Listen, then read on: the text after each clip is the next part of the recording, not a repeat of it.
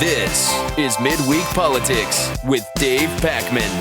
Hey, welcome to the show. David Pakman here. Please visit our website, midweekpolitics.com.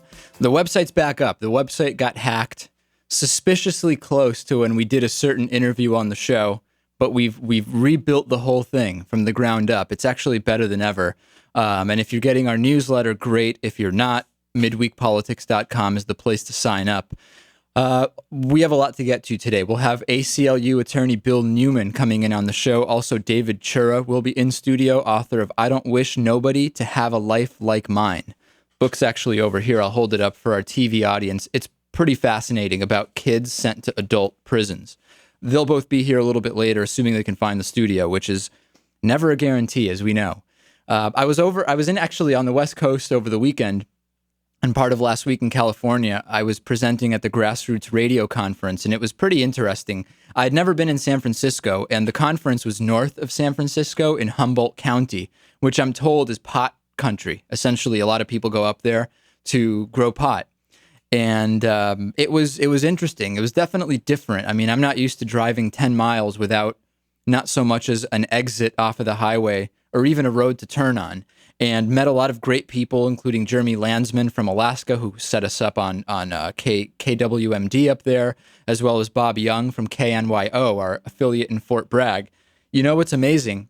People at the conference fascinated with the Louis makeover. People just absolutely curious about it, including Bob, who said, is Louis going to stick with it? And I think our TV audience can see, no. The answer is no. You're not sticking with the makeover. You know, this type of thing doesn't happen overnight. It's a slow transition. I'll say. It seems like it is slow. So anyway, people fascinated about the Louis makeover and just an interesting place. And also Fort Bragg, kind of an interesting place. Interesting trip overall, I guess is where I'm getting. Although I have to say, up near our affiliate KMUD in Garberville, California, where the conference was, it was pretty tough to find a good place to eat. Maybe I just didn't know the right places to go. And no insult meant, but it was hard to find the right places. I'm sure I just didn't know about them because I wasn't from there. You really need to talk to somebody to know. We had a couple of primaries this week. The big news is that Arlen Specter, who switched from the GOP to the Democrats about a year ago, specifically because he was going to lose the Republican primary, has lost the Democratic primary to Congressman Joe Sestak, who was a guest on our show just a couple of months ago. 54-46, Specter lost. FYI, after 5 phone calls and emails to Specter's team inviting Arlen Specter to come on the show, not even as much as a call or email back. Often that's an indication of how the campaign is being run. Not that coming on our show would have done anything to change the results. 54-46. We're on a couple of stations in Philadelphia. I don't think we could have turned around 54-46, but that's rarely a good indication when you don't even hear back from the candidate's office. It's funny because after the interview, we asked each other, does Joe really stand a chance? Right. Well, it seems like he did. Right. It seems like he did. And Specter ran an odd campaign in general. He was clearly struggling.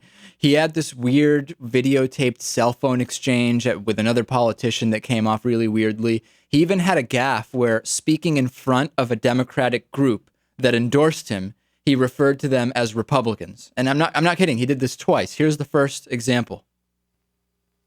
Great pleasure to be endorsed by the Allegheny County Republicans, and together we'll win for a victory, for a better state and a better nation. Thank you, and God bless you. Okay, so, and then he goes on and he does it again during the speech. Thank the Chairman Byrne.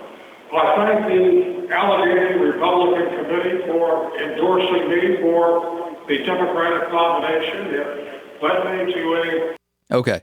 If you're going to be endorsed by a Democratic group and you're going to speak in front of them, it probably makes sense not to call them Republicans, even though, I mean, let's cut them some slack. There's less difference between the parties, is there not? But that's a whole other can of worms. Barack Obama supported Arlen Specter, some saying the fact that Specter lost is now going to say something about Barack Obama and their chances, the chances for the Democrats in November of 2010.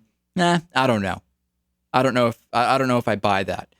Rand Paul, who is Ron Paul's son, rode the Tea Party wave to an easy win in Kentucky, even though his opponent had the support of Kentucky Senator Mitch McConnell.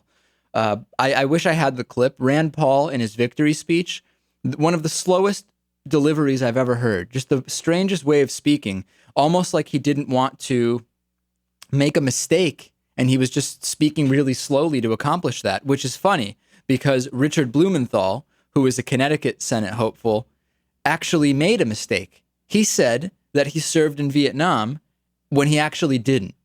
And I know that this would sound weird. How could you forget that you didn't serve in Vietnam and say you did? It seems like kind of a big deal, right? It's like if I said, if I walked into the women's bathroom because I forgot that that's not the right bathroom for me. It's odd, isn't it? Yeah, how do you make that mistake? There must be a good story behind it. There is. Well, Blumenthal's a Democrat. He's spoken about his time in Vietnam during multiple campaign appearances around the state of Connecticut, including a veterans group in Norwalk, when he said, "We have learned something important since the days that I served in Vietnam." According to the New York Times, Blumenthal's Washington-based Marine unit performed local projects such as Toys for Tots. I can understand how you could get Toys for Tots confused with serving time in Vietnam. It's easy for me to see how that might happen.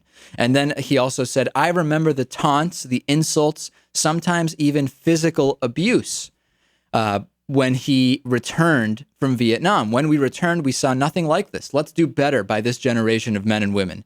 So it turns out he actually didn't serve there. It's strange. I just don't understand. His campaign said, no, people are reading too much into that. He never really said that he served there. Well, from the quotes I'm reading, it sounds like he did. I mean, let's go easy on the guy. It's easy to forget you didn't actually go to a war zone and fight in hellish situations, is it?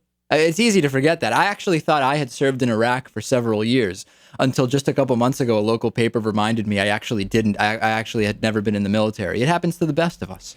But he was in the military. He was in the military. He just never got shipped over. I mean, technically, you're still a veteran if you were serving during a time of war. I'm not saying he's not a veteran, but he said he served in Vietnam. That's a quote. Vietnam. The days that I served in Vietnam. He should have said during Vietnam. The days that I served, which were during the Vietnam War. Right. It doesn't seem like it's that complicated to clear it up. No. But voters always like to hear that you're a serviceman. Right, but you can't make it up. No. It has to be the truth. It does have to be. You agree with that, at least? This could cost him the election. Well, we'll talk more about this on the members-only post-show podcast, which you can check out at midweekpolitics.com/membership. Midweek Politics is brought to you in part by Jackson & Connor, classically modern men's apparel in Northampton, Massachusetts on the second floor of Thorne's Marketplace, and by DIF Design, specializing in custom business websites at difdesign.com. To find out more about underwriting Midweek Politics, visit midweekpolitics.com.